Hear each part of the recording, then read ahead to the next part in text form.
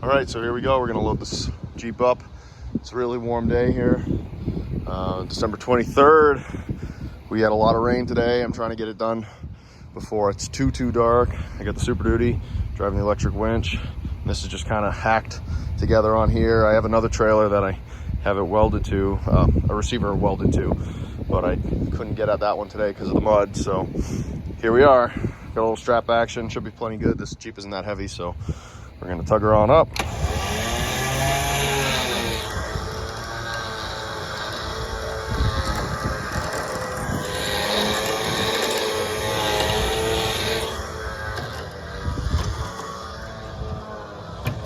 So I just eyeballed the ramps, just a total guess in the dark. I don't know where the Jeep wanted to go, but it looks like I'm pretty close to have it. I'm just gonna adjust one of them real quick. Doing all this kind of one-handed. Let me see. Okay. Let's see. And then the Jeep, we had hellaciously horrible winds last night. I mean, just rip-roaring 60 mile an hour. So, just trying to get through all this before we get right back to full-on winter mode, but okay. Let's keep on going.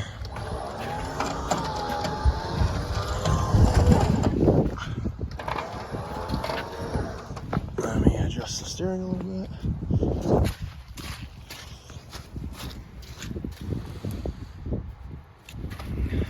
Really two-person operation, but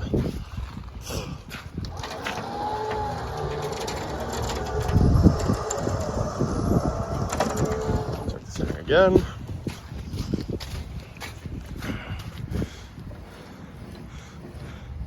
It's a 26-foot trailer that I got semi recently, and I really like it. It's long enough to get in trouble, I guess, you know. And so far it seems to be really working out for what I do with it, which is mostly stuff just like this. I got another 20-foot trailer that, you know, a few of us went in on together. Just comes in handy for small stuff. Would have been better off for this, but this one was in the yard in a place where I could get at it easy. So here we are. Adjust the steering again. You know, for something that's been sitting in the woods for, I'm gonna go on a limb and say 15 years. I don't think that's a crazy guess. Well, you know, it might be 10, could be 20. I am not sure, but for a long time, it steers easy. It rolls easy. That winch isn't loading up too much. And yeah, overall, I mean, can't be happier. Okay, so I'm gonna block that wheel and pause you. So I guess the theme here is gonna be dark filming for most of this video. I got the Jeep in the garage. It is a howling, horrible storm outside. I had to do a little dance to get this off the trailer in the dark. And as I was doing it, my dad was helping me, and the wind just picked up and started ripping and roaring, and the power went out right next to us practically. I'm like the last house on the road with, you know, as far as the power goes. So it was all good. And then these huge gusts came, and you could hear the trees breaking, and then bang, the lights went out. So my generator's banging away out there just so that I can make some dinner, because I worked all day and I got home with just enough time to maneuver the Jeep. Anyway, here it is. It's progress. It rode on the trailer, and that was pretty exciting. As you can see, looking a little closer, it looks like it was originally green. I believe 46 has only had a handful of colors.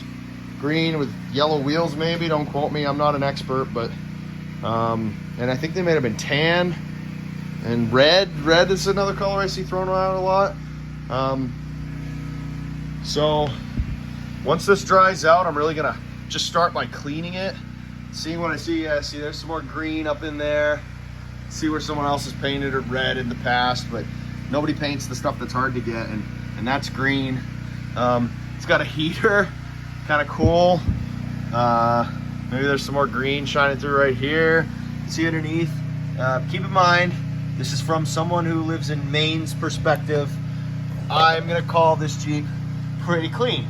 Now, if you're from Arizona or Utah, you know, I know it's not, but compared to something that is just a red smear on the highway, I don't know. It exists, and that's pretty cool. Still 6 volt, as referenced to the battery. It's basically gonna need one of everything, including a headlight, but ironically, I have one that's been in my living room for years. I saved that one from a crusher a long time ago. Yeah, it was a whole frame with a grill, and they were gonna squish it, and I offered them 20 bucks for it, and I went home with it. So that was my first piece of Jeep anything that I've owned, and I don't know, maybe it'll give some parts to the Jeep out there, but yeah, more to come.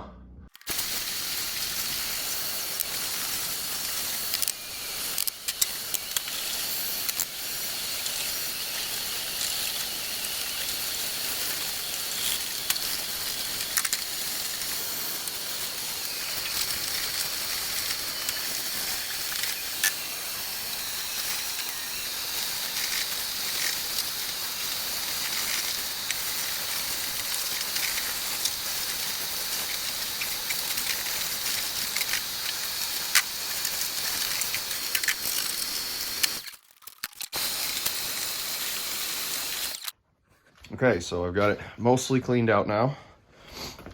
As you can see, the back part of the floor is pretty good. Not perfect, but it's got some spots, but whatever. This has been previously patched a couple times. I don't remember the term for them. I'm gonna call them like hat channel, C channel, you know, whatever. That runs under the floor and provides structure for all of this tin underneath on both sides of the driver of the front is completely gone. Previously replaced with wood, which is now also gone. So that all is gonna need to be fixed. I don't wanna cave the floor in and warp the tub, and found a little Bondo in here. All that's gonna go. But I got the transmission shifts buttery smooth now. I mean, just amazingly smooth. And the transfer case, both levers are working for 4-wheel drive and for, you know, engaging the front, which is awesome.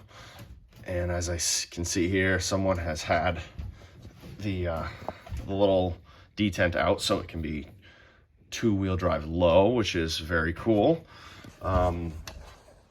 Very simple modification you can do to the Dane 18 transfer case. So there'll be some work, you know, right here, bad, right here. But like these panels here on the top, for now, for me, I think are like a patch job.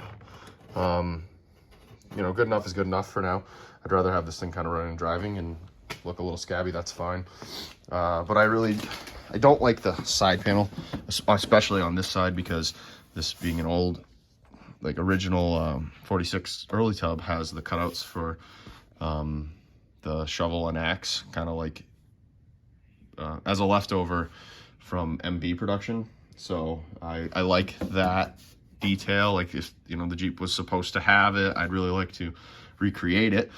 Or I don't know what could be found under there. You know, maybe it was just rusted out, and that detail is still there in a fashion that I could repair. So I'll probably remove these riveted on strips on both sides. Steps are junk, but good enough to make a new one. You know, I can flash something up on my own. I really like the look of, you know, these guys who you see out west, that they do like the Moab wheeling in these flat fenders. Almost all of them have this like piece of steel that runs along here with like a slight bumper. It's like a rock slider, and I think it adds like strength to the tub, and it's one of those like very small things that I would like to add, because it would be, you know, functionally a benefit, and I like the look of it, and it's I don't think it wrecks the character of an old Jeep. I think it just kind of makes them better at what they are.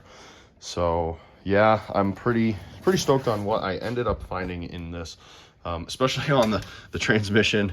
I mean, that shifts really nice. I think it was just frozen. I'm sure it's full of water, but you know, whatever. If it shifts that easily, that means that it's not locked up. The clutch, the return spring is not working, but I can push the clutch in and out, and it does feel like it's actually doing something. I can hear the clutch inside, so that's an awesome sign. The brakes are obviously, I'm not fooling around with any brakes that aren't 4.0, so that's all going to come off and all going to get done. And but yeah, Jeep is shaping up a little bit, and I'm getting more excited on it as I dig farther. It's kind of funny because, you know, like this is sitting right here, this Mustang, and that's my wife's car, and it's a hell of a car. This makes me more excited. I mean, that's maybe in, you know, 60, 70 more years, this will be as cool to me, but you know. So here we go. I got some Willys parts here. Went to a guy not too far away, 30 minutes or so. Here's an engine. Obviously it's flathead. Supposedly it's good. It does turn over. It's been stored inside for a long time. The guy who I bought it from had it inside. His brother had it inside before that, and it's freed up. So, you know, starting point anyway. Let's see. And then I got this chassis. So it's got a rear axle and springs, you know, and it's got rust. The rust came free. It's got some of a front axle. Shafts are gone, but you know, it's got like a piece of the knuckle and some brackets for an old plow setup that are kind of cool. You know, I'm curious to see if that was homebrew or if maybe that was a kit. I don't know, but it's kind of cool. You know, another engine with some dressing, but transmission, transfer case. This has been outside a long time. You know, it is what it is, but this was you know, just more parts, and I might cut a piece of the frame to fix the bad spot on the one that's in the garage, but like linkages and just all that small stuff that you'd go nuts trying to order one by one. You know, just kind of having it all in one package. You can fetch it off of it when you need it. That's kind of handy. You know, it's got headlight buckets and just the little stuff that's always a roadblock. I mean, so yeah, but this hopefully this guy here will turn out to be good. I mean, it turns over, has some compression. Not necessarily saying that it's mint and it's ready to go, but you know, it was sitting around a long time waiting to go into another Jeep, and just kind of, maybe I'm the one. So yeah, so that's pretty good, pretty excited. Hopefully I'll have the 2A with this engine in it and not too long. It's pretty simple, so hopefully I can get her going. Just some of the features on this thing. Yeah, it's a 2A engine, I believe. Oh, I say that. I'm pretty sure that's a gear drive in here. People know it better than me though. But either way, this is what I'm going with for now. Yeah.